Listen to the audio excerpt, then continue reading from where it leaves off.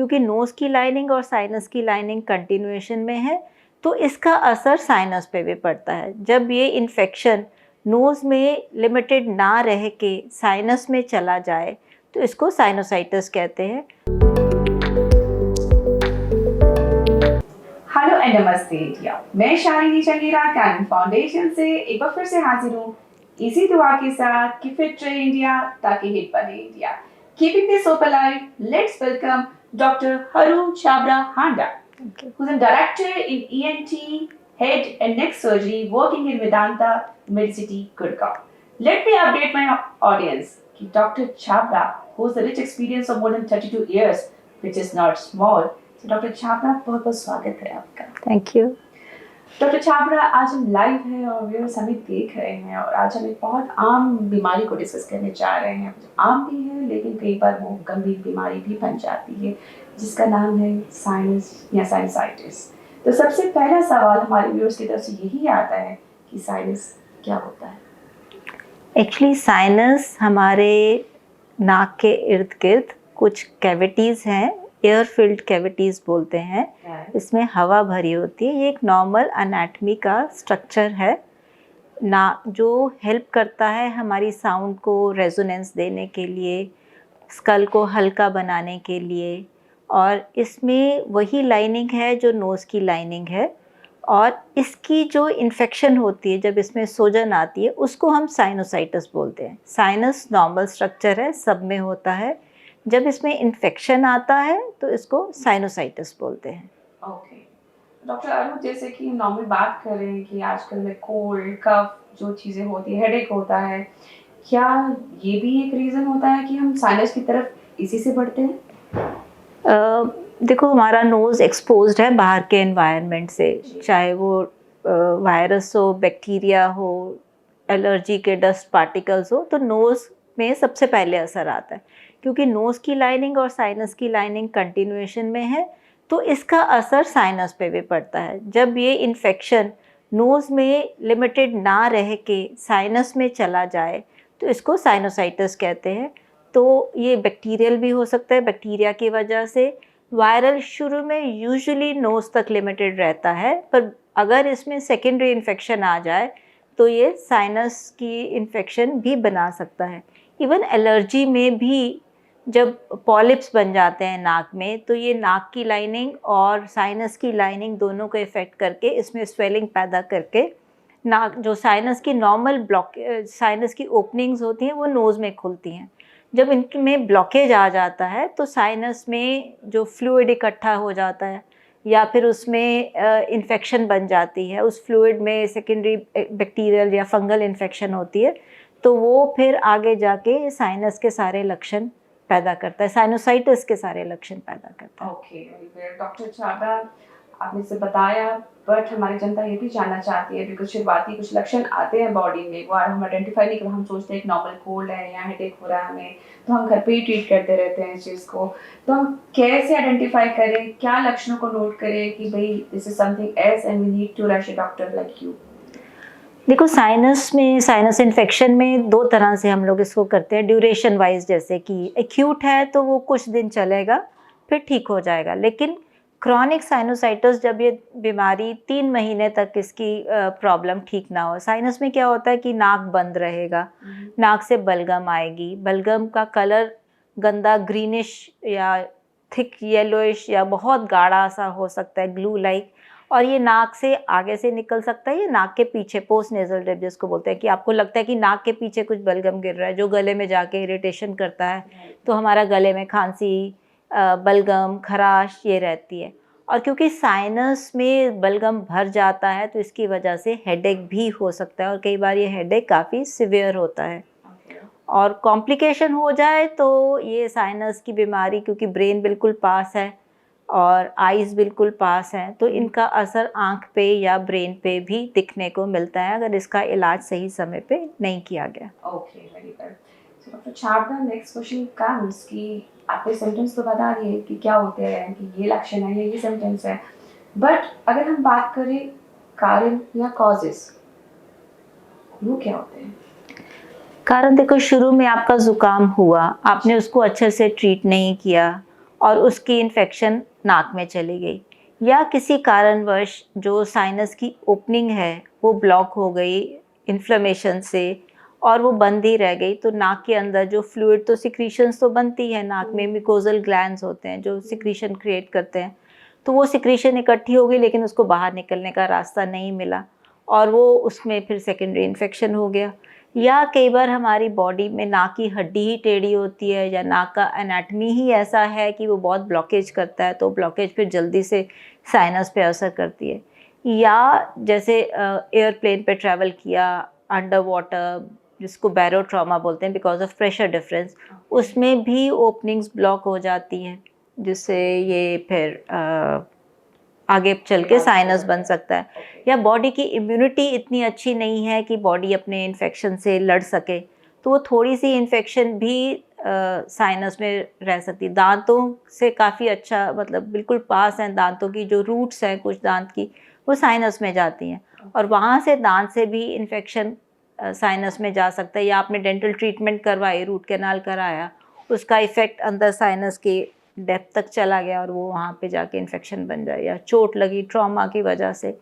तो ऐसे कई कारण हो सकते हैं जिसकी वजह से। बाकी pathogenicity wise bacterial, fungal pathogens हैं विच कैन कॉज, या फिर सिर्फ एलर्जी की वजह से ही एलर्जिक राइनोसाइनोसाइटिस बनता है। This is what I go to mention because nowadays, if you look into the present scenario, और जो हमारी जो है हमारी present जो environmental conditions हैं, इतना pollution है बाहर, इतना sound pollution है, दूसरे pollutions और हर तरह की बीमारियां और हमारी immunity लेवल बहुत low हो चुके हैं, तो वो किस हद तक responsible है साइनस को बढ़ाने में? इम्यूनिटी वाइज देखा जाए तो जो डायबिटिक्स हैं या जिनका बॉडी में कुछ और बीमारी है जो इम्यूनिटी से फाइट नहीं कर सकते, या जिनको एलर्जी रहती है, तो थोड़ा सा उनमें ये चांसेस ज़्यादा हैं साइनस की इन्फेक्शन आने के। एलर्जी वालों में स्वेलिंग वैसे ही बन जाती है जो ब्लॉकेज कॉज करती है of the sinus drainage pathway. So immunity does play a role. If we don't treat our acute problems, तो वो उसको निगलेक्ट कर दें, वो भी एक कारण है। अगर हम उसको जल्दी ट्रीट कर लें, या कुछ लोग क्या करते हैं कि कुछ दिन दवा ली, सोचा कि ठीक हो गया, वो पूरा कोर्स नहीं किया, तो हाँ, उसमें क्या होता है कि जैसे बैक्टीरिया 10,000 बैक्टीरिया है, वो सिम्टम्स कॉज कर रहे हैं, पर उसके हमने 5,000 कर दिए, वो सिम्टम्स नहीं कॉज कर रहे, पर वो 5,000 पड़े हैं वहाँ पे। जैसे ही आपकी इम्यूनिटी फिर लो होगी तो फिर उठ जाएंगे, और नेक्स्ट टाइम उठेंगे तो वो ज़्यादा स्ट्रांग बन के, जैसे कोविड में देखा था कि अपना रूप चेंज करते हैं, बिल्कुल। तो ये भी अपना चेंज कर लेते हैं नए तरीके से, which may be resistant to next antibiotic that you give. But I mean say ma'am, अगर डस्ट का जो रोल बात कर रहे हैं, dust plays an important role. Dust allergy के पॉइंट ऑफ व्यू से, those who are prone to allergy, जो एलर्जी है it is partly environment is to be blamed, कुछ जेनेटिक्स भी होता है इसमें, कुछ फैमिली में रन करती है एलर्जी। आपने देखा होगा जिसके माता पिता में एलर्जी है तो बच्चों में चांसेस है कि उसके आने के एलर्जी ज़्यादा है। या फिर आप ऐसे एनवायरनमेंट में रहते हो जहाँ डस्ट बहुत है, पोल्यूशन है, smoking is another very big factor. जिस घर में पैसिव स्मोकिंग भी हो सकती है, पेरेंट्स में से कोई स्मोक करता है तो बच्चे का एक्सपोजर रहता है, तो इन सब चीज़ों की वजह से भी साइनस पे इन्फेक्शन में ज़्यादा पड़ा। ओके, आई थिंक बात करेंगे अगर हम उनके टाइप्स पे जाएंगे तो हमारा इंटरव्यू लंबा हो जाएगा एंड हम उसको नेक्स्ट एपिसोड में डिस्कस करेंगे। I think there is a nasal deviation, there is allergy and वो types, right? That will discuss further on. Ma'am, अगर हम बात करें डायग्नोस करने की, तो how we diagnose this sinus?